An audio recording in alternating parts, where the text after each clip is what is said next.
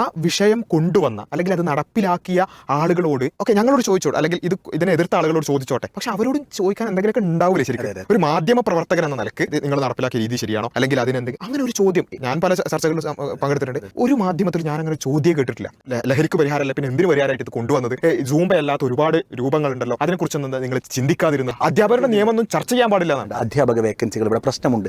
പൊതുവിദ്യാലയങ്ങളിലെ കുട്ടികളുമായി ബന്ധപ്പെട്ട അവരുടെ ന്യൂട്രീഷൻസുമായി ബന്ധപ്പെട്ട അവരുടെ ഫണ്ടുകളുമായി ബന്ധപ്പെട്ട വിഷയങ്ങളുണ്ട്. അധ്യാപക പേ സ്കെയിലുമായി ബന്ധപ്പെട്ട വിഷയങ്ങളുണ്ട്. ഇതെല്ലാം പിന്നെ എപ്പോഴും ഉന്നയിക്കുക. ഇത് സ്വാഭാവികമായിട്ട് ഇത് മതത്തിൻ്റെ വിഷയമായി മാറ്റി നിർത്തിയാൽ അവർ രക്ഷപ്പെടുന്ന ഒരുപാട് കാര്യങ്ങളുണ്ട്. ഇവിടെ ഇതിനോടൊപ്പം തന്നെ പറഞ്ഞ കുറച്ച് ചില കാര്യമുണ്ട്. ഈ സൂംബ ഇങ്ങനെ ന്യൂസിൽ നിന്ന് കഴിഞ്ഞാൽ ഇവിടെ നിലവിൽ ചർച്ച ചെയ്യേണ്ട ഒരുപാട് വിഷയങ്ങൾ നിലവിലുണ്ട്. വയനാട് അടക്കമുള്ള ഒരുപാട് വിഷയങ്ങളുണ്ട്. ആ വിഷയങ്ങളൊക്കെ കുറച്ച് ദിവസത്തേക്ക് ഇങ്ങനെ മറച്ച് പോകാൻ കഴിയും. ഇപ്പോൾ കഴിഞ്ഞ ദിവസങ്ങൾ മാധ്യമ ചർച്ചകളും മറ്റൊക്കെ നടന്നപ്പോൾ പല മാധ്യമങ്ങളും അതിനെ നല്ല രൂപത്തിൽ കൈകാര്യം ചെയ്യാൻ ശ്രമിച്ചു. ചിലതിലൊക്കെ ആ നിലക്കുള്ള ഇടപെടലുകളും മറ്റൊക്കെ ഉണ്ടായി. എങ്കിൽ പോലും പിന്നെ നമുക്ക് പലയിടത്തും നമ്മൾ കണ്ട ഒരു ആക്ഷേപം എന്ന് പറയുന്നത് ഇത് വർഗീയത വളർത്തുന്നു, ഇത് ജനാധിപത്യ വിരുദ്ധമാണ്, മതേതരത്തിനെതിരാണ്. എങ്ങനെയാണ് സത്യത്തിൽ ഇത് മതേതരത്തിന് എതിരാവുന്നത്? ഒരു നമ്മുടെ കൺസേൺ അറിയിക്കുമ്പോഴേക്ക് അതെ അത് പ്രത്യേകിച്ചും ഇത് വളരെ ഗൗരവത്തോടു കൂടി ചർച്ച ചെയ്യേണ്ട ഒരു കാര്യമാണ്. ഒരു പരിഷ്കാരം വരുന്നു, ആ പരിഷ്കാരത്തോട് ചില ആളുകൾ വിയോജിപ്പ് പറയുന്നു. ആ വിയോജിപ്പ് വാലിഡ് ആവാം, വാലിഡ് അല്ലാതിരിക്കാം. അതിനെക്കുറിച്ചുള്ള വളരെ ജെന്യൂൻ ആയിട്ടുള്ള ആശയപരമായിട്ടുള്ള ചർച്ചകളാണ് നടക്കേണ്ടത്. ആ ചർച്ച മാത്രമാണ് ഇവിടെ നടന്നിട്ടുള്ളത്. ഇപ്പോൾ ഇതിൽ വർഗീയത എന്ന് പറയുന്നൊരു എലമെൻറ്റ് കൊണ്ടുവരുന്നു. ഞാൻ ഒരുപാട് നേരെ ഇരുന്ന് ആലോചിച്ചു, ഇതിൽ എവിടെയാണ് വർഗീയതയുടെ ഒരു എലമെൻറ്റ് വരുന്നത്? ബഹുമാന്യനായ കോൺഗ്രസിൻ്റെ നേതാവായിട്ടുള്ള അനൂപ് വിആർ അദ്ദേഹം പിന്നെ പ്രത്യേകിച്ച് വെല്ലുവിളിച്ചുകൊണ്ട് അദ്ദേഹം ഒരു ഫേസ്ബുക്കിൽ ഒരു പോസ്റ്റ്, അഡ്വക്കേറ്റ് അനൂപ് വിആർ അദ്ദേഹം ചോദിച്ചൊരു കാര്യമുണ്ട്. ഇതിനോട് വിയോജിപ്പ് പറഞ്ഞ മുസ്ലിം സംഘടനകളുടെ എല്ലാവരുടെയും, അല്ലെങ്കിൽ സാമുദായിക സംഘടനകളുടെയും അതുപോലെ തന്നെ അല്ലാത്ത ആളുകളുടെയൊക്കെ പ്രതികരണങ്ങൾ എടുക്കാം. ഏതെങ്കിലും ഒരു വരിയിൽ, ഞങ്ങൾ കുറച്ചും കൂടി കൂട്ടി പറയുന്നു, അരവരിയിലെങ്കിലും എന്തെങ്കിലും തരത്തിലുള്ളൊരു മതവിദ്വേഷം, എന്തെങ്കിലും തരത്തിലുള്ളൊരു വർഗീയത, എന്തെങ്കിലും തരത്തിലുള്ള ഇത്തരത്തിലുള്ള ഒരു സാമുദായികമായ ധ്രുവീകരണം കാണിക്കാൻ വെല്ലുവിളിക്കണം ഏതെങ്കിലും ഒരു വാചകത്തിൽ.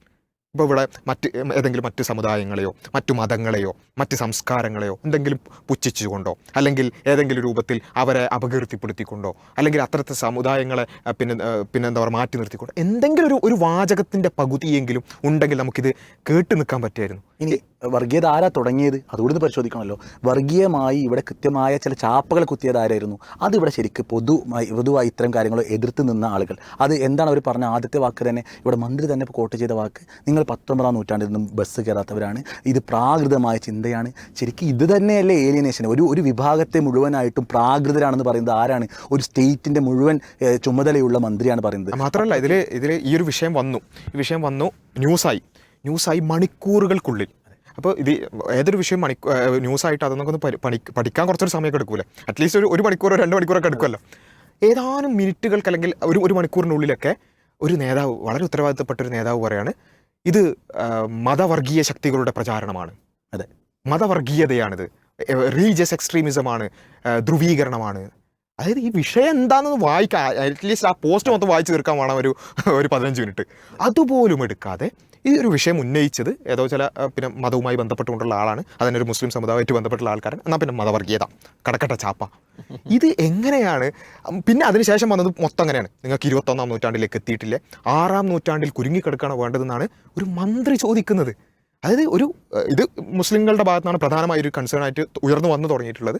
അപ്പോൾ നേരെ 6-ാം നൂറ്റാണ്ടിലേക്ക് പോവുക, 21-ാം നൂറ്റാണ്ടിലേക്ക് വണ്ടി കിട്ടിയില്ലെന്ന് ചോദിക്കുക. ഇങ്ങനെ നൂറ്റാണ്ട് വെച്ചിട്ടും അതുപോലെ തന്നെ മതങ്ങളെ വെച്ചുകൊണ്ടൊക്കെ ഇതിൽ ശരിക്കും ആരാണ് വർഗീയതയുടെ എലമെൻറ്റ് ഇവിടെ കൊണ്ടുവന്നിട്ടുള്ളത്? ഇപ്പോൾ ഭയങ്കരമായി ഇന്നലെയൊക്കെ ഒരു ചർച്ചയിൽ ഞാൻ കേട്ടപ്പം ഞാൻ ശരിക്കും ചിരിച്ചുപോയി. സംഭവം എന്താ വെച്ചാൽ, ഇവിടെയുള്ള സംഘപരിവാറിനെ നിങ്ങൾ വടി കൊടുക്കരുത്. അല്ല, എന്താണ് സംഘപരിവാറിനുള്ള വടി? ഞാൻ ചോദിക്കട്ടെ. അതായത് ഒരു സ്കൂളുകളിലേക്ക് ഒരു പരിഷ്കാരം വരുന്നു, അതിനോടൊരു വിയോജിപ്പ് പറയുന്നു. ഇതിൽ സംഘപരിവാറിന് എന്ത് വടിയുള്ളത്? വടി എപ്പോഴാണ് കിട്ടുന്നത്? അവിടെ കണ്ടോ, ന്യൂനപക്ഷങ്ങളായിട്ടുള്ള മുസ്ലിങ്ങൾ എന്തൊക്കെ പറയുന്നുണ്ട്, അവർ ഇത് ഗവൺമെൻറ്റുകളൊക്കെ നിയന്ത്രിക്കാൻ ശ്രമിക്കുന്നുണ്ട് എന്ന് പറയുന്നൊരു സംഘപരിവാർ നറേറ്റീവാണ്. അതിന് വളം കൊടുക്കുന്ന രൂപത്തിൽ പെട്ടെന്ന് താലിബാനിലേക്കും അഫ്ഗാനിസ്ഥാനിലേക്കും ഇറാനിലേക്കും പിന്നെന്താ ഇവിടുത്തെ അയക്കേണ്ട എല്ലായിടത്തും ഫ്ലൈറ്റ് ടിക്കറ്റ് ഇട്ട് കയറ്റി അയച്ചുകൊണ്ടിരിക്കുകയാണ്. അങ്ങനെയുള്ള രൂപത്തിൽ ഇതിലേക്ക് വർഗീയതയുടെ എലമെൻറ്റ് കൊണ്ടുവന്നത്, ഇതിലേക്ക് ഇത്തരത്തിലുള്ള ധ്രുവീകരണത്തിൻ്റെ എലമെൻറ്റ് കൊണ്ടുവന്നിട്ടുള്ളത് ഇതിനോട് പ്രതികരിക്കുന്ന ആളുകളാണ്. എത്രത്തോളം ഇവിടെ വിദ്യാഭ്യാസ മന്ത്രി തന്നെ കഴിഞ്ഞ 2 ദിവസമായി ഫേസ്ബുക്കിൽ തുടർച്ചയായി പോസ്റ്റ് ഇടാണ്. ആർക്കെതിരെ? ഒരു വിദ്യാർത്ഥി സംഘടനകളുടെ പേര് പറഞ്ഞുകൊണ്ട് പോസ്റ്റ് ഇടുന്നു. എന്താണ് പോസ്റ്റിൻ്റെ ആകത്തുക? വിവരമില്ലാത്ത അല്ലേ? എന്താണ് ഇതിൻ്റെയൊക്കെ അടിസ്ഥാനം? ഒരു എതിർപ്പ് പ്രകടിപ്പിക്കുമ്പോൾ അത് വിവരമില്ലാത്ത ആളുകളായി മാറുന്നു. ഒപ്പം തന്നെ ഇവിടെ ചേർത്ത് വെക്കേണ്ട ഒരു കാര്യമുണ്ട്. ഇവിടെ ഇത് ഇങ്ങനെ നമ്മൾ പറഞ്ഞ ആളുകളൊക്കെ ഇങ്ങനത്തെ വാക്കുകളൊക്കെ പറഞ്ഞല്ലോ. ഈ വാക്കുകളൊക്കെ പറയുമ്പോൾ യഥാർത്ഥത്തിൽ സംഭവിക്കുന്ന ഒരു ഏലിയനേഷൻ അത് കേവലം വിദ്യാഭ്യാസ സിസ്റ്റത്തോട് മാത്രം ഉണ്ടാവുന്നതല്ല, മറിച്ച് ഇവിടെ സാമൂഹികമായി തങ്ങൾക്കെതിരെ നിൽക്കുന്ന ആർക്കെതിരെയും ചില ആളുകളൊക്കെ പറഞ്ഞു ഇപ്പോൾ പുലിക്കുട്ടിയാണ് ഇതൊക്കെ നടപ്പിലാക്കണം, ഇനി നിങ്ങൾ പിന്തിരിഞ്ഞാലാണ് പ്രശ്നം എന്നൊക്കെ പറഞ്ഞു. അപ്പോൾ ശരിക്കും ഇവരൊക്കെ വിചാരിച്ചെന്താണെന്നറിയോ, നമ്മളെ എതിർത്ത് ഇപ്പം നിന്ന് കഴിഞ്ഞാൽ അത് പുരോഗമനം അപ്പുറത്ത് ഇങ്ങനെ കയറി പോകും, പ്രാകൃതമായ എല്ലാവരും നിങ്ങൾ ചവിട്ടി മെതിക്കണം എന്നൊക്കെയാണ് ചില ആളുകൾ വിചാരിച്ചത്. സ്വാഭാവികമായിട്ടും നമുക്ക് തുറന്ന് പറയാനുള്ളത്, സ്നേഹത്തോടെ പറയാനുള്ളത്, ആ കമൻറ്റ് ബോക്സിലും മറ്റൊക്കെ പ്രതികരിക്കുന്ന ആളുകൾ നിങ്ങളുടെ വീട്ടുമുറ്റത്ത് എത്തും. നിങ്ങളിപ്പോൾ പറഞ്ഞല്ലോ ടെക്സ്റ്റ് ബുക്ക് ഒന്ന് തുറന്നാൽ നിങ്ങളുടെ മക്കൾ ടെക്സ്റ്റ് ബുക്കിൽ ഇതുണ്ട്, അപ്പോൾ എതിർക്കുമ്പോഴും ഇതേ ചാപ്പ് അവരടിക്കും. അപ്പോൾ നിങ്ങളും പറയേണ്ടി വരും, ഇല്ല ഞങ്ങളിതൊന്നും ചെയ്തിട്ടില്ല, ഞങ്ങൾ ഇങ്ങനെയല്ല, ഞങ്ങൾ ഇടത്ത് നമ്മൾ പറഞ്ഞല്ലോ ഇനിയിപ്പോൾ ഞങ്ങളാണോ സൂമ്പ് കൊണ്ടുവന്ന് നമുക്ക് സംശയം. അതെ അത് പ്രത്യേകിച്ചും ഈ മാധ്യമ വിചാരണയിലേക്ക് വരുമ്പോഴാണ് അത് ഏറ്റവും പ്രധാനമായിട്ട് വരുന്നത്. കാരണം ഇപ്പോൾ കഴിഞ്ഞ 3 ദിവസങ്ങളായിട്ട് വലിയ രൂപത്തിൽ മാധ്യമങ്ങളിൽ ഒരുപാട് ചർച്ചകൾ നടന്നു. അതിലൊക്കെ ആ ചർച്ചയിൽ ഇപ്പോൾ സ്വാഭാവികമായിട്ടും ഒരു പോസിറ്റീവായി കാണണം. തീർച്ചയായും മാധ്യമങ്ങൾ അതിൻ്റെ എതിർ ശബ്ദങ്ങൾക്ക് പിന്നെ ഒരു സ്പേസ് തന്നു എന്നുള്ളതൊക്കെ വളരെ പിന്നെ സ്വാഗതാർഹമായിട്ടുള്ളൊരു കാര്യമാണ്. പക്ഷേ ചില മാധ്യമങ്ങളൊക്കെ അതിനെ സ്വീകരിച്ചൊരു രീതി നിങ്ങൾക്ക് ആ ചർച്ചകൾ പരിശോധിച്ച് നോക്കിയാൽ മനസ്സിലാവും. ചില എണ്ണപ്പെട്ട ചില മാധ്യമ അവതാരകരൊക്കെ അതിനൊരു സ്വീകരിച്ച രീതി എന്താ വെച്ചാൽ ഈ എതിർത്ത ആളുകളെ അങ്ങോട്ട് ഒരു പ്രതിക്കൂട്ടിലായിട്ട് കയറ്റുക, എന്നിട്ട് എതിർക്കാൻ 2-3 ആൾക്കാരെയും കൊണ്ട് ഇരുത്തുക, എന്നിട്ട് ഇങ്ങോട്ട് ചോദ്യം ഇങ്ങോട്ട് അവരുടെ കൂടെ കൂടുന്ന. അപ്പോൾ ആ രൂപത്തിലാണ്. അപ്പോൾ ശരിക്കും പറഞ്ഞാൽ ഞാൻ ആഴ്ചയെന്ന് വെച്ചാൽ ഒരു വിഷയം വന്നു, ഒരു സൂംബ എന്ന് പറയുന്ന ഒരു വിഷയം, അതിൽ നമുക്ക് ഒതുങ്ങി നിൽക്കാം, ബാക്കി അതിൻ്റെ ഐസ്ബർഗ് മാത്രം എടുത്താൽ മതി, അതിൻ്റെ താഴെയുള്ള വേരുകളൊന്നും എടുക്കണ്ട. ഒരു സൂംബ എന്ന് പറയുന്ന ഒരു വിഷയമാണെങ്കിൽ പോലും ആ വിഷയം കൊണ്ടുവന്ന അല്ലെങ്കിൽ അത് നടപ്പിലാക്കിയ ആളുകളോട് ഓക്കെ ഞങ്ങളോട് ചോദിച്ചോട്ടെ, അല്ലെങ്കിൽ ഇതിനെ എതിർത്ത ആളുകളോട് ചോദിച്ചോട്ടെ, പക്ഷെ അവരോടും ചോദിക്കാൻ എന്തെങ്കിലുമൊക്കെ ഉണ്ടാവൂലേ ശരിക്കും. ഒരു മാധ്യമ പ്രവർത്തകൻ എന്ന നിലക്ക് അവരോടും ചോദിക്കാൻ ഇത് നിങ്ങൾ നടപ്പിലാക്കിയ രീതി ശരിയാണോ, അല്ലെങ്കിൽ അതിനെന്തെങ്കിലും അങ്ങനെ ഒരു ചോദ്യം. ഞാൻ പല ചർച്ചകളിലും പങ്കെടുത്തിട്ടുണ്ട്. ഒരു മാധ്യമത്തിൽ ഞാൻ അങ്ങനെ ചോദ്യം കേട്ടിട്ടില്ല, നിങ്ങൾ എങ്ങനെയാണ് നടപ്പിലാക്കിയത്, അതിനുള്ള അങ്ങനെ. അതേപോലെ തന്നെ ഇത് എങ്ങനെയാണ് ലഹരിക്ക് പരിഹാരമാവുക, അല്ലെങ്കിൽ ലഹരിക്ക് പരിഹാരമല്ല പിന്നെ എന്തിനു പരിഹാരമായിട്ട് ഇത് കൊണ്ടുവന്നത്, സൂംബയല്ലാത്ത ഒരുപാട് രൂപങ്ങളുണ്ടല്ലോ, അതിനെക്കുറിച്ചൊന്നും നിങ്ങൾ ചിന്തിക്കാതിരുന്നത്. അധ്യാപകരുടെ നിയമനത്തിൽ അതെ അധ്യാപകരുടെ നിയമമൊന്നും ചർച്ച ചെയ്യാൻ പാടില്ല എന്നാണ്. അതൊന്നും ഈ വിഷയത്തിലുള്ളതല്ല, അങ്ങനെ ഒരു ചർച്ചയെ പാടില്ല എന്നുള്ളതാണ്. അപ്പം പോട്ടെ, നമ്മളെ എതിർക്കുന്നത് പോട്ടെ, അതിനപ്പുറത്തേക്ക് മറുഭാഗത്തേക്ക് ചോദ്യങ്ങളൊക്കെ ഉണ്ടാവുമല്ലോ. ഇത് ശരിക്കും ഒരു കൊളോണിയൽ ചിന്ത തന്നെയാണ്. എന്താണെന്നറിയോ, കൊളോണിയലിസം ഇവിടെ വന്ന സമയത്ത് അവരിങ്ങനെ പറഞ്ഞിരുന്നത്, ഞങ്ങൾ സാംസ്കാരികമായി നിങ്ങളെയൊക്കെ പുരോഗമിപ്പിക്കാൻ വന്ന ആളുകളാണ്, നിങ്ങളൊക്കെ നിങ്ങളുടെ സംസ്കാരം വളരെ പ്രാകൃതമായ സാധനമാണ്, അതുകൊണ്ട് ഞങ്ങൾ നിങ്ങളെ കാര്യങ്ങൾക്ക് ഏറ്റെടുക്കുക എന്നുള്ള അതേ വാദം. നിങ്ങളൊക്കെ പ്രാകൃതരാണ്, പുരോഗമിപ്പിക്കാൻ ഒന്ന് പറ്റുമെങ്കിൽ നിങ്ങളിതൊക്കെ ഒന്ന് ഉൾക്കൊള്ളാൻ ശ്രമിക്കും എന്നൊക്കെ പറഞ്ഞത്. അപ്പോൾ ശരിക്ക് ആരാണ് ഈ പുരോഗമനത്തിൻ്റെ അട്ടിപ്പേരെടുക്കുന്നത് വളരെ വ്യക്തമാണ്. അവിടെയാണ് ശരിക്കും നമ്മൾ ഉന്നയിക്കാതെ പോയ ഒരു കാര്യം. അതൊന്ന് അടുത്ത വിഷയത്തിലേക്ക് പോകുന്നതിന് മുൻപ് ഈ അധ്യാപക വേക്കൻസി അടക്കമുള്ള നിലവിലെ പൊതുവിദ്യാർത്ഥിയുടെ പ്രശ്നങ്ങൾ, നമ്മളെ പ്രശ്നങ്ങൾ ചൂണ്ടിക്കാണിക്കുമ്പോൾ ഒരിക്കലും മെറിറ്റുകൾ തള്ളിക്കളയുന്നതല്ല. ഇവിടെ സർക്കാർ തന്നെ +1 +2 കുട്ടികൾക്ക്, ഹയർ സെക്കൻഡറി കുട്ടികൾക്ക് വേണ്ടി മുന്നോട്ട് വെച്ച PPT ഫയലുകളുണ്ട്. ഇത് ഈ ഒരു സന്മാർഗിക പഠനവുമായി ബന്ധപ്പെട്ട് സർക്കാർ ആദ്യത്തെ 5 ദിവസം നടത്തിയത് വളരെ വ്യക്തമാണ്. കുട്ടികളുടെ സ്ക്രീൻ അഡിക്ഷൻ അടക്കമുള്ള ഇത്തരത്തിലുള്ള ലഹരിയുമായി ബന്ധപ്പെട്ട എല്ലാം വളരെ പോസിറ്റീവായ ഒരുപാട് നിർദ്ദേശങ്ങൾ വന്നിട്ടുണ്ട്. അപ്പോൾ എല്ലാ നിർദ്ദേശങ്ങളെക്കുറിച്ചും ഇവിടെ സ്വാഭാവികമായ ചോദ്യമേ ഇല്ല. ഇത്തരം കാര്യങ്ങൾ വരുമ്പോൾ നമുക്ക് ചില ചോദ്യങ്ങൾ ചോദിക്കാനുണ്ട്. അധ്യാപക വേക്കൻസികൾ ഇവിടെ പ്രശ്നമുണ്ട്. പൊതുവിദ്യാലയങ്ങളിലെ കുട്ടികളുമായി ബന്ധപ്പെട്ട അവരുടെ ന്യൂട്രീഷൻസുമായി ബന്ധപ്പെട്ട അവരുടെ ഫണ്ടുകളുമായി ബന്ധപ്പെട്ട വിഷയങ്ങളുണ്ട്. അധ്യാപക പേ സ്കെയിലുമായി ബന്ധപ്പെട്ട വിഷയങ്ങളുണ്ട്. ഇതെല്ലാം പിന്നെ എപ്പോഴും ഉന്നയിക്കുക. ഇത് സ്വാഭാവികമായിട്ട് ഇത് മതത്തിൻ്റെ വിഷയമായി മാറ്റി നിർത്തിയാൽ അവർ രക്ഷപ്പെടുന്ന ഒരുപാട് കാര്യങ്ങളുണ്ട്. ഇവിടെ ഇതിനോടൊപ്പം തന്നെ പറഞ്ഞ ചില കാര്യമുണ്ട്. ഈ സൂംബ ഇങ്ങനെ ന്യൂസിൽ നിന്ന് കഴിഞ്ഞാൽ ഇവിടെ നിലവിൽ ചർച്ച ചെയ്യേണ്ട ഒരുപാട് വിഷയങ്ങൾ നിലവിലുണ്ട്. വയനാട് അടക്കമുള്ള ഒരുപാട് വിഷയങ്ങളുണ്ട്. ആ വിഷയങ്ങളൊക്കെ കുറച്ച് ദിവസത്തേക്ക് ഇങ്ങനെ മറച്ച് പോകാൻ കഴിയും. ആ വിഷയങ്ങളെ തൊട്ടിട്ട് പോലും ഇല്ല എന്നുള്ളതാണ് യാഥാർത്ഥ്യം. അതിൻ്റെ കൂടെ തന്നെ മാധ്യമ വിചാരണയുടെ തന്നെ രണ്ടാമത്തെ ഒരു ഭാഗമായിട്ട് പറയാനുള്ള കാര്യം എന്ന് വെച്ചാൽ, ഇങ്ങനൊരു വിഷയത്തിൽ നമ്മൾ അഡ്രസ്സ് ചെയ്യുമ്പം പല ചാനൽ ചർച്ചകളിൽ നടന്നിട്ടുള്ള വെച്ചാൽ സൂംബയെക്കുറിച്ചോ അല്ലെങ്കിൽ ഈ കോർ വിഷയത്തെക്കുറിച്ചുള്ള ചർച്ചക്കപ്പുറത്ത് ഉയർത്തിയ ആളുകളെക്കുറിച്ചുള്ള അല്ലെങ്കിൽ അവരുടെ വിശ്വാസത്തെക്കുറിച്ചുള്ള ചർച്ച ഏത് രൂപത്തിലാണ് പോയത് എന്നുള്ളത്, ഇത് ഞാൻ പറയുന്നത് മുസ്ലിങ്ങൾ മാത്രമല്ല, ബാക്കിയുള്ള ഈ ചർച്ചകളൊക്കെ കുറച്ചും കൂടി ഒരു ന്യൂട്രൽ പോയിന്റ് ഓഫ് വ്യൂവിൽ കാണുന്ന എല്ലാവരും വളരെ ഗൗരവത്തോടു കൂടി കാണേണ്ട ഒരു കാര്യമാണ്. പല ചാനൽ ആങ്കർമാരും ഞാൻ വിചാരിച്ചത് പിന്നെ ഈ വർഗീയ ധ്രുവീകരണം ഉണ്ടാക്കാൻ വേണ്ടിയിട്ടുള്ള കുറച്ച് ഓൺലൈൻ ചാനലുകളൊക്കെ ഉണ്ടല്ലോ, ഇങ്ങനെ കുറച്ച് മഞ്ഞ ഓൺലൈൻ ചാനലുകൾ, അവരൊക്കെ പറയുമ്പോൾ നമുക്കത് മനസ്സിലാക്കാൻ സാധിക്കും, അവർക്ക് അതാണ് അജണ്ട, അതിന് അവർക്ക് പേ ചെയ്യപ്പെടുന്നുണ്ട്. പക്ഷേ അതുപോലെയാണോ എന്ന് തോന്നിപ്പോകുന്ന രൂപത്തിൽ, അതായത് സൂംബയെക്കുറിച്ചൊരു ഒരു കൺസേൺ ഉന്നയിച്ചു.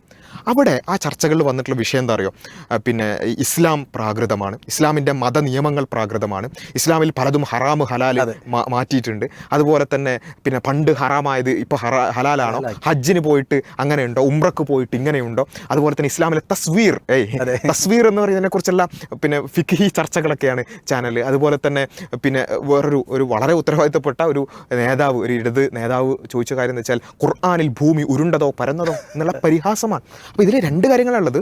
ഒന്ന്, ഇത്തരത്തിലുള്ള രാഷ്ട്രീയ പാർട്ടികളുടെ വളരെ ഉത്തരവാദിത്തപ്പെട്ട ആളുകൾക്ക് പോലും ഈ സമൂഹത്തോട് ഇത്തരം ഒരു പുച്ഛ മനോഭാവമാണ് ഉള്ളത് എന്നുള്ളത് വളരെ ആലാമായിട്ടുള്ളൊരു കാര്യമാണ്. ഓക്കെ, സൂംബയെക്കുറിച്ച് നമ്മൾ എതിർത്തത് പ്രാകൃതമായ ഒരു കാര്യമാണെന്ന് വിചാരിച്ചോട്ടെ, അതിന് നിങ്ങൾ എതിർത്തത് പ്രാകൃതമാണ്, നിങ്ങൾ കൊള്ളാത്തവരാണെന്നൊക്കെ പറഞ്ഞോട്ടെ.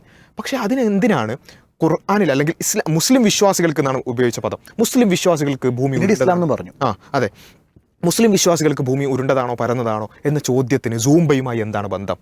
അതേപോലെ തന്നെ പിന്നെ വേറെ കുറച്ച് മാഷന്മാരും ടീച്ചർമാരൊക്കെ വന്നിട്ട് പിന്നെ എന്താ പറയുക, പണ്ട് അവരുടെ കാലത്ത് കളർ TV വന്ന കാര്യം എന്നൊക്കെ പറഞ്ഞുകൊണ്ടുള്ള കുറേ കഥകൾ, ഇതിനൊക്കെ സൂംബയുമായി എന്താ? ഒരു ഭാഗത്ത് ഇതിനെ ഫെമിനിസ്റ്റ് ചാപ്പ് കൊടുത്താൻ അടക്കം ശ്രമിച്ചു. അതാണ് ഏറ്റവും അത്ഭുതം. ഈ സെഗ്രിഗേഷൻ എന്ന് പറയുമ്പോഴേക്കും അതിങ്ങനെ സ്ത്രീകളെ മാറ്റി നിർത്തലാവുക. ഇവിടെ നേരെ വന്നത്, ഇപ്പോൾ എനിക്ക് പേരെടുത്ത് പറയാൻ പറ്റും, VP സുഹർ അടക്കമുള്ള ആളുകൾ ചാനൽ ചർച്ചയിൽ വന്ന് പറഞ്ഞത് സ്ത്രീകളെ അടിച്ചമർത്താനുള്ള തുടർച്ചയായ ഒരു അജണ്ടയുടെ ഭാഗമാണ് സൂംബയെ എതിർക്കുന്നത്. അതെ, ഞാൻ അങ്ങനെ ഒരാൾ പറഞ്ഞതിൻ്റെ ഇടയിൽ ഞാൻ ചോദിച്ചത്, ശരിക്കും സൂംബ എന്ന് പറഞ്ഞാൽ പെൺകുട്ടികൾ കളിക്കരുതെന്നാണോ അവിടെ പറഞ്ഞത്? എനിക്ക് സംശയം തോന്നിപ്പോയി. പെൺകുട്ടികൾ കളിക്കരുത് അങ്ങനെ. ഇതിൽ മൊത്തത്തിൽ കുട്ടികൾ കളിക്കുമ്പോഴുള്ള ഒരു പ്രശ്നമാണ് നമ്മൾ ഉന്നയിച്ചത്. അതിൽ പെൺകുട്ടികളെ മാത്രം എടുത്തിട്ട് കണ്ടോ സ്ത്രീ വിരുദ്ധത അതിലേക്ക് എടുത്തു വെക്കുന്നു. പിന്നെ അതേപോലെ തന്നെ ഇങ്ങനെയുള്ള ഒരുപാട് കാര്യങ്ങൾ ഇതിലേക്ക് കൊണ്ടുവരും. എന്നിട്ട് മൊത്തത്തിൽ എന്താണ്, ഈ മതത്തിനോട് തന്നെയുള്ളൊരു യുദ്ധം പ്രഖ്യാപിക്കുന്ന അവസ്ഥയിലേക്ക് ചില ആളുകൾ, വളരെ ചുരുങ്ങിയ ചില ആളുകളാണെങ്കിലും വളരെ അവധാനതയോടുകൂടി തന്നെ അവർക്ക് ശക്തമായ വിയോജിപ്പുള്ളപ്പോൾ തന്നെ ഈ വിഷയത്തിൽ നിന്നുകൊണ്ട് മാത്രം നമ്മളോട് എതിർപ്പ് വളരെ ശക്തമായിട്ട് പറഞ്ഞ ആങ്കേഴ്സ് ഉണ്ട്. അവരോടൊക്കെ ആ ഒരു ബഹുമാനമുണ്ട്. കാരണം എന്താ വെച്ചാൽ അവർ നമുക്ക് എതിർത്തുകൊണ്ട് വളരെ ശക്തമായ വാക്കുകളാണ് പ്രയോഗിക്കുന്നുണ്ടെങ്കിലും അവർ സൂംബയും അതുപോലെ തന്നെ ഇപ്പോൾ ഉള്ള പരിഷ്കാരമാണ് ചർച്ച ചെയ്യുന്നത്. അപ്പോൾ തിരിച്ച് ഗവൺമെൻറ്റിനോട് ചോദ്യം ചോദിക്കുന്നില്ല എന്നുള്ള ഒരു പ്രശ്നം ഉണ്ടെന്നുണ്ടെങ്കിലും, പക്ഷേ ചില ആളുകൾ ഇത് മൊത്തത്തിലായിട്ട് ഒരു പിന്നെ ഇരയെ കിട്ടിയതുപോലെ 4-5 ആളുകൾ കൂടിയിരുന്നിട്ട് ഒരു മതവിശ്വാസത്തിനെതിരായ യുദ്ധപ്രഖ്യാപനം നടത്തുന്ന അവസ്ഥയിലേക്ക് പോലെ എത്തുന്നത് എന്നുള്ളത്, അവിടെയാണ് നേരത്തെ പറഞ്ഞ കൺസേൺ ഉയരേണ്ടത്. സംഘപരിവാറിനുള്ള വടിയും ഇവിടെയുള്ള സാമൂഹിക ധ്രുവീകരണം. ഒരു വിഭാഗം സൂംബ എന്ന് പറയുന്ന ഒരു കാര്യത്തിനോട് വിയോജിപ്പ് പറയുമ്പോഴേക്ക് ഹജ്ജും ഉംറയും തസ്വീറും പിന്നെ ഫിഖും പിന്നെ ഭൂമിയുടെ ആകൃതിയും ഖുർആനും ഹദീസും താലിബാന് ഖുർആനും ഹദീസല്ലേ ഉദ്ധരിക്കുന്നതെന്നാണ് ഒരു ഉത്തരവാദിത്തപ്പെട്ടൊരു രാഷ്ട്രീയ നേതാവ് ചോദിച്ചത്. അങ്ങനെയൊക്കെ ആ ചർച്ചയും സൂംബയും തമ്മിൽ എന്താണ് ബന്ധം? ഈ ചർച്ചകളും ഇത്തരത്തിലുള്ള മതത്തിനോടുള്ള യുദ്ധപ്രഖ്യാപനവും സമുദായത്തോടുള്ള യുദ്ധപ്രഖ്യാപനവുമാണ് സംഘപരിവാറിനുള്ള വഴി. അത് വ്യക്തമാക്കുന്ന ഒരു കാര്യം, ഇവിടെ ചാനൽ ചർച്ചകളിൽ എതിർപക്ഷത്ത് ആരാ വന്നിരുന്നത്? മുസ്ലിങ്ങളെ കൊണ്ടുവന്നിരുത്തുന്നു സാമൂഹിക പ്രവർത്തകർ എന്ന പേരിൽ. ഞാൻ ആലോചിക്കുന്നു, ഒരു വിദ്യാഭ്യാസ പ്രവർത്തകൻ ഏതെങ്കിലും ഒരാൾ അധ്യാപികമാർന്ന് വന്നു, പക്ഷേ SCRTയുടെയോ അല്ലെങ്കിൽ ഇവിടെ ഉത്തരവാദിത്തപ്പെട്ട ആരെങ്കിലും ഒരാളെ വിളിച്ച് നിങ്ങൾ എന്തുകൊണ്ട് നടത്തിയെന്ന്, അപ്പോൾ യഥാർത്ഥത്തിൽ അവരുടെ ലക്ഷ്യം എന്താണ്? ഇത് മതത്തിലേക്ക് കൂട്ടിക്കെട്ടണം, ഇത് ചുരുക്കിക്കെട്ടണം, എന്നിട്ട് മറ്റ് ലക്ഷ്യങ്ങൾ നടപ്പിലാക്കണം. അതുതന്നെയാണ് യഥാർത്ഥത്തിൽ പിന്നീട് തുടർന്ന ഈ ഒരു ചാപ്പകുത്തിലൂടെ നടന്നത്. തീർച്ചയായിട്ടും ഈ വിഷയത്തെ നമ്മൾ ഇവിടെ വൈൻഡപ്പ് ചെയ്യാൻ ആഗ്രഹിക്കുകയാണ്. പലപ്പോഴും വളരെ അടിസ്ഥാനപരമായ വിഷയങ്ങളിലേക്ക് ചർച്ച എത്താതെ, ആ പോയിന്റുകൾ എടുക്കാതെ, വാലിഡായ പോയിന്റുകൾ എടുക്കാതെ മറ്റു വിഷയങ്ങളിലേക്ക് തെന്നിമാറി പോകുന്നൊരു കാഴ്ച നമ്മൾ കാണുകയാണ്. ഇവിടെ ലഹരിക്കെതിരെയുള്ള പോരാട്ടമാണ് വിഷയമെങ്കിൽ അതിന് വളരെ ക്രിയാത്മകമായ ഒട്ടേറെ വഴികളുണ്ട്. പലതും ഗവൺമെൻറ് സ്വീകരിച്ചിട്ടുണ്ട്. മുൻകാലങ്ങളിലും ഇപ്പോഴും ഒക്കെ സ്കൂളുകളിൽ പല പ്രവർത്തനം നടന്നുണ്ട്. അത് സ്വാഗതാർഹമാണ്, അഭിനന്ദനാർഹമാണ് തീർച്ചയായിട്ടും. പക്ഷേ സൂംബ എന്നത് അതിലേക്ക് കണക്ട് ചെയ്യാൻ ഒരിക്കലും കഴിയില്ല എന്നത് നമ്മളെല്ലാവരും ആ നിലക്ക് ഉന്നയിക്കുകയുണ്ടായി. പിന്നെ അത് കൊണ്ടുവരുന്നത് വ്യായാമത്തിനാണ്, മെൻ്റൽ സ്ട്രെസ് റിലീസിനാണെങ്കിൽ അത് വാലിഡാണ്. കുട്ടികൾക്ക് മെൻ്റൽ സ്ട്രെസ് വേണം, മെൻ്റൽ സ്ട്രെസ് റിലീഫ് വേണം, അതുപോലെ തന്നെ വ്യായാമം വേണം. അതിനുള്ള യഥാർത്ഥ പരിഹാരം എന്താണ്? സൂംബ മാത്രമായി പരിഹാരമായി ഒതുങ്ങുമ്പോൾ അതിൻ്റെ കൾച്ചറൽ ഇമ്പാക്റ്റിനോട് വിയോജിപ്പുള്ളവർക്ക് ഈ പറഞ്ഞ പോലെ വല്ലാത്തൊരു പ്രയാസവും ബുദ്ധിമുട്ടും ഉണ്ടാവുക എന്നുള്ളത് സ്വാഭാവികമാണ്. അത് പ്രകടിപ്പിക്കുക എന്നുള്ളത് സ്വാഭാവികമാണ്. എന്താണ് യഥാർത്ഥ പരിഹാരം? പൊതുവിദ്യാലയത്തിലേക്ക് എത്തുമ്പോൾ എല്ലാവർക്കും സ്വീകരിക്കാവുന്ന ഓൾറെഡി ഇവിടെയുള്ളൊരു സംവിധാനമുണ്ട്. അത് ഫിസിക്കൽ എഡ്യൂക്കേഷൻ ട്രെയിനിങ്ങിൻ്റെ പീരീഡുകൾ അലോട്ടഡ് ആണ്. പക്ഷേ അത് കാര്യക്ഷമമാക്കാൻ അധ്യാപകരില്ല, പലയിടത്തും മതിയായ അധ്യാപകരില്ല. അല്ലെങ്കിൽ അതിന് ചില നിയമക്കുരുക്കളുണ്ടെന്ന് വെച്ചാൽ 500 വിദ്യാർത്ഥികൾ UP സ്ഥാപനത്തിലൊക്കെ ആണെങ്കിൽ 500 വിദ്യാർത്ഥി, അങ്ങനെയൊക്കെയുള്ള വിഷയങ്ങൾ പരിഹരിച്ചുകൊണ്ട് അധ്യാപകരെ നിയമിക്കുക, കൃത്യമായ വ്യായാമ മുറകളും കാര്യങ്ങളും കുട്ടികളിലേക്ക് എത്തിക്കുക, ഇങ്ങനെയുള്ള യഥാർത്ഥ പരിഹാരത്തിലേക്ക് വരിക. അതല്ലാതെ കൃത്യമായ പഠനത്തിൻ്റെയും ചർച്ചയുടെയും ഒക്കെ അഭാവത്തിൽ നടപ്പിലാക്കുന്ന പ്രവർത്തനങ്ങൾ ഈ നിലക്കുള്ള പിന്നെ വലിയ പ്രയാസങ്ങളിലേക്കാണ് കൊണ്ടുചെന്ന് എത്തിക്കുക എന്നത് തന്നെയാണ് നമ്മളിവിടെ പറഞ്ഞു വെക്കുന്നത്.